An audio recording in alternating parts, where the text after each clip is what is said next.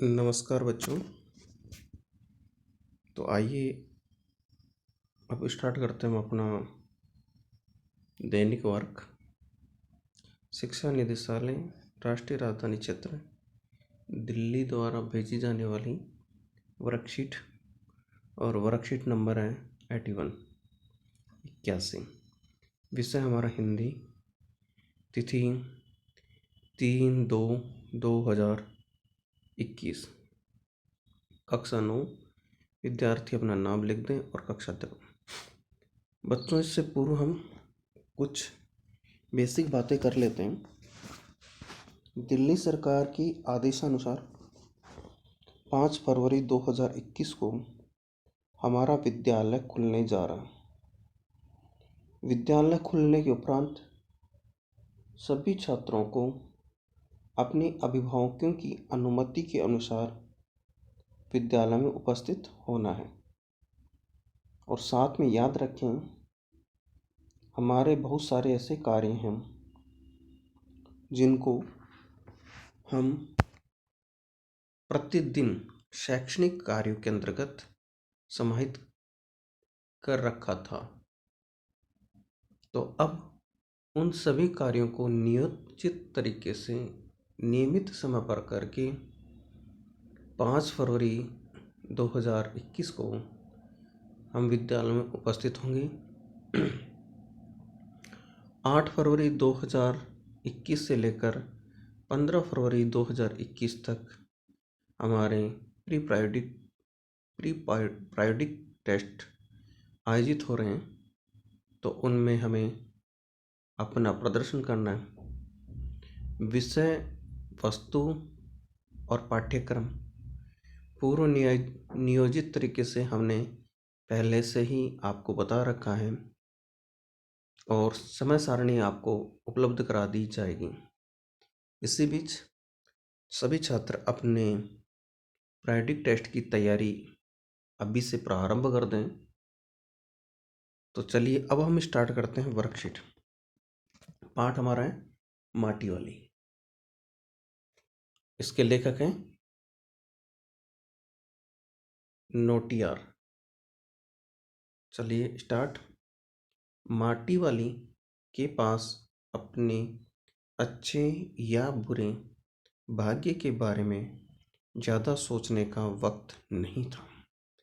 यानी माटी वाली क्या अच्छा कर रही है, क्या नहीं कर रही है, क्या वो अपने बुरे भाग्य पर अपना रोना रोएगी, इतना सोचने के लिए उसके पास पर्याप्त समय नहीं था।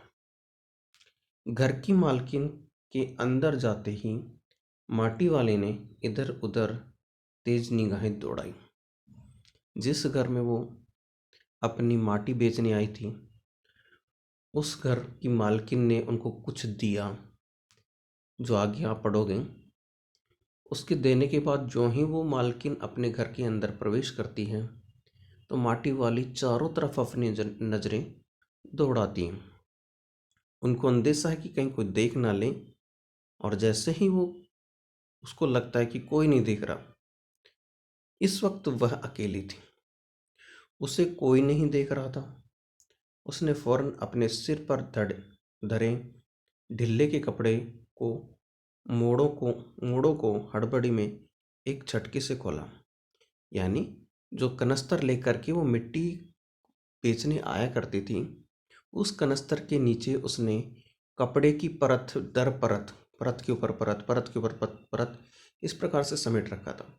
जैसे ही उसने देखा कि कोई नहीं आ रहा या कोई नहीं देख रहा, उसने तत्काल प्रभाव से उस पूरे कपड़े को खोल लिया, उसे सीधा कर दिया। फिर इकहरा का मतलब फोल्ड कर दिया, तो आधा कर दिया। खुल जाने के बाद वह एक पुरानी चादर के एक फटे हुए कपड़े के रूप में प्रकट हुई।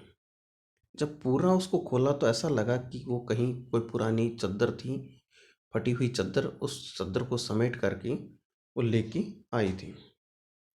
मालकिन के बाहर आंगन में निकलने से पहले उसने चुपके से अपने हाथ में थामी 2 रोटी में से एक रोटी को मोड़ा और उस कपड़े में लपेट कर गांठ बांध दी। जो मालकिन पहले आई थी तो उसने उसको 2 रोटी दी थी माटी वाली को।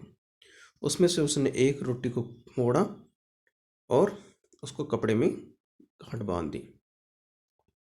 साथ ही अपना मुंह यूं ही चलाकर खाने का दिखावा करने लगी।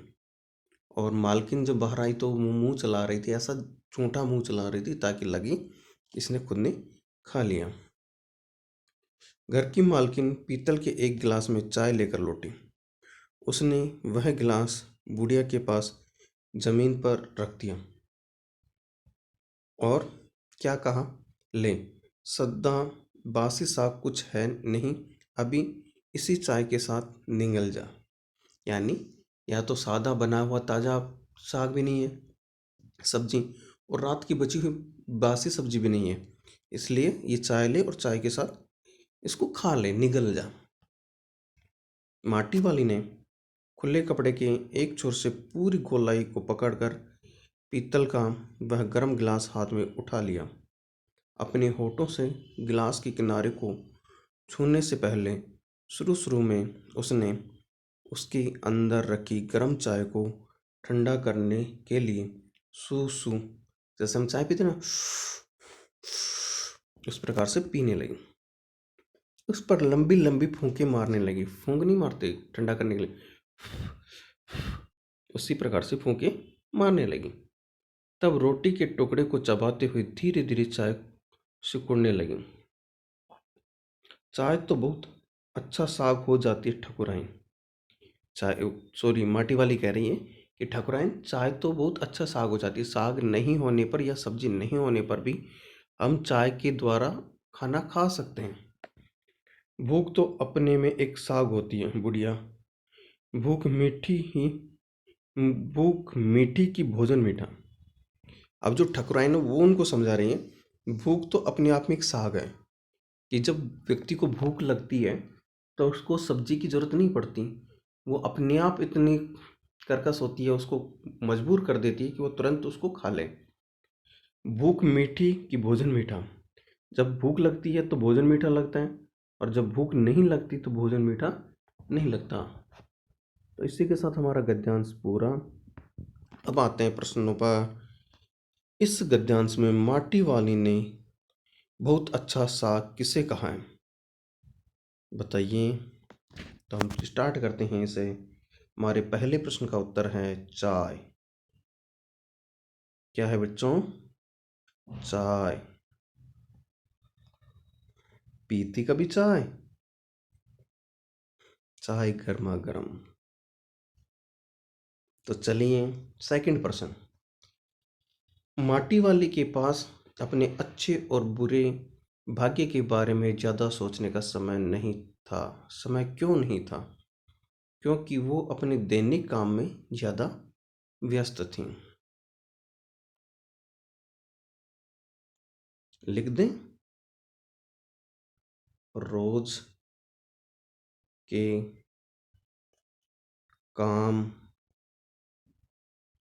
में व्यस्त व्यस्त थी। क्या था?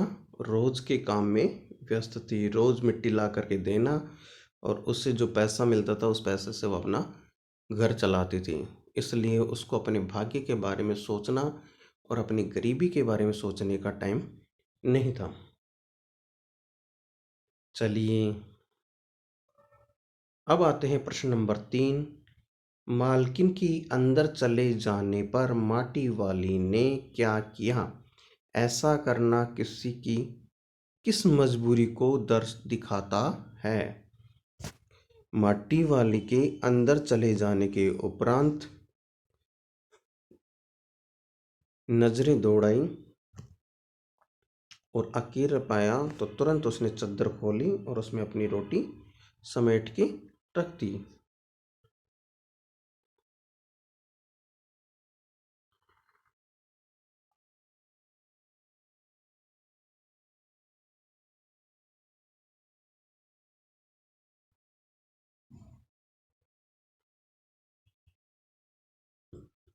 ठीक है बच्चों, कर लोगे।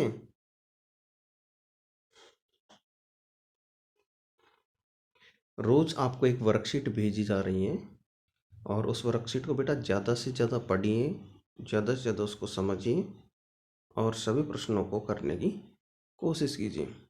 ये वर्कशीट आपको आगे तक उपयोगी रहेंगी या काम में आएंगी। धन्यवाद। अब अगले प्रश्न पे चलते हैं। भूख मीठी की भोजन मीठा से क्या अभिप्राय है? कि भूख ऐसी चीज है,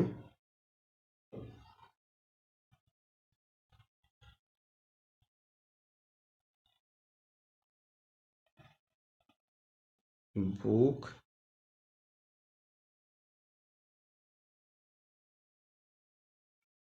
में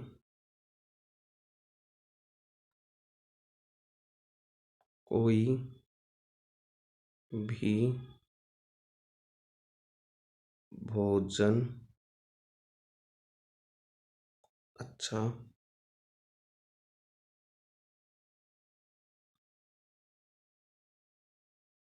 लगता है। भूख में कोई भी भोजन दे दो, सब कुछ अच्छा लगता है।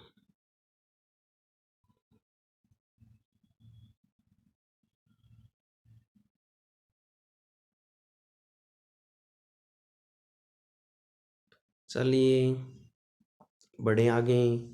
पांचवें प्रश्न में इस पाठ के आधार पर माटी वाली के चरित्र का अपने शब्दों में वर्णन कीजिए। माटी वाली कैसी थी? गरीब थी। उसकी मजबूरी क्या थी उसका वर्णन करना है। उसको ऐसा क्यों करना पड़ता था? क्योंकि उसकी जो ज़मीन थी या उसका जो था वो टिकहरी बांध के क्षेत्र में आने के कारण धीरे धीरे उनका जीवन अस्त व्यस्त होने लगा। ठीक है। पांचवें प्रश्न का उत्तर आपको विवेक से लिखना है। चलिए मैं हटा देता हूं तब तक। यदि आप मालकिन की जगह होते तो आप माटी वाली के साथ कैसा व्यवहार करते? तो हम लिख सकते हैं हम उसके साथ बहुत अच्छा व्यवहार करते।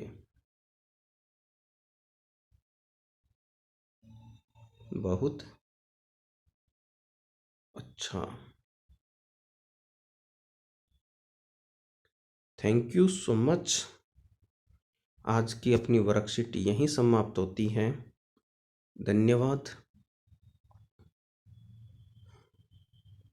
देखते रहिए, पढ़ते रहिए, आगे बढ़ते रहिए। इन्हीं शब्दों के साथ मैं आपसे विदा लेता हूँ। शुभ प्रभात।